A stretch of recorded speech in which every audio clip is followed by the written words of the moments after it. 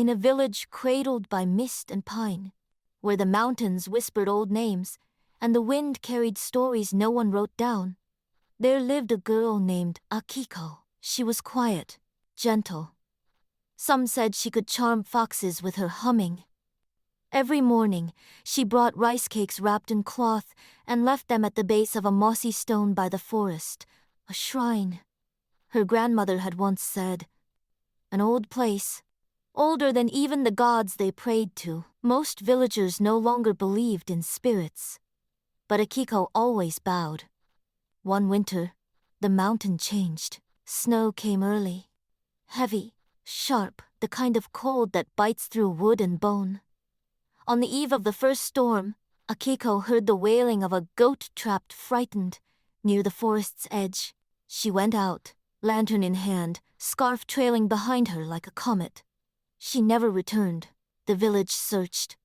Men with dogs, women with fire pots. But the forest swallowed her trail like a secret. The snow grew deeper. The wind howled like it mourned. They mourned too. But Akiko was not dead. She awoke in a place of impossible stillness. Above her, black feathers drifted like leaves. Lanterns floated in midair, casting soft gold onto a clearing wrapped in ancient trees. A man sat on a stone. He wore robes like shadows and a mask with a sharp, long nose. His eyes burned red beneath it. "Why did you chase the goat?" he asked, voice like frost snapping twigs. Akiko sat up calm. "Because it was afraid. And I was not." The man tilted his head. No one ever answered like that. He was a Tengu, an old spirit of the mountains. Part man, part crow, part something else entirely. For years he had watched humans from afar, distrustful, distant. But Akiko's kindness had drawn his gaze like a lantern in fog. He took her to his palace, a hidden realm carved into the bones of the mountain, where wind sang through stone arches and paper doors floated without hinges. There, time moved differently. Akiko stayed. Days became weeks, weeks seasons. The Tengu told her his name was Riku, though no human had called him that in centuries. He taught her to speak to crows. She taught him to sing. He showed her how to walk between illusions, how to step lightly enough to leave no footprints. She taught him how to laugh, awkward and scratchy as it was. And slowly, like snow melting into spring, their hearts leaned toward each other. But love between a mortal and a spirit is always borrowed time. Akiko began to dream of her village. Her little brother's face, her mother's calloused hands, the plum trees in bloom. "I want to see them again," she said one twilight.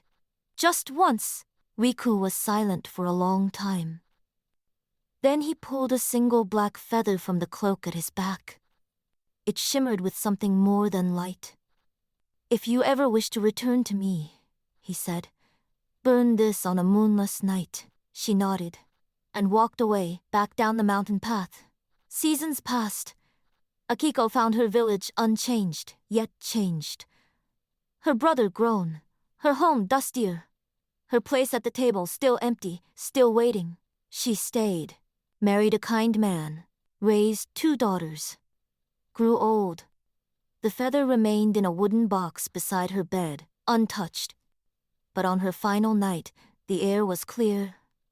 The moon was gone. She opened the box with hands that trembled, but only from memory, not fear. She struck a match. The feather caught fire without burning, flaring blue and gold like a phoenix's wing. She closed her eyes, smiling. "I'm coming back." Some say she vanished in her sleep. Others claim they saw a bird with a girl's face fly into the mountains that night. But travelers who climb Mount Kurama sometimes speak of a palace hidden behind mist and stone, where a girl with wild hair hums to crows, and a Tengu with red eyes watches her like Deeg. And if you leave a rice cake by a mossy stone at the forest's edge, You might hear them laughing,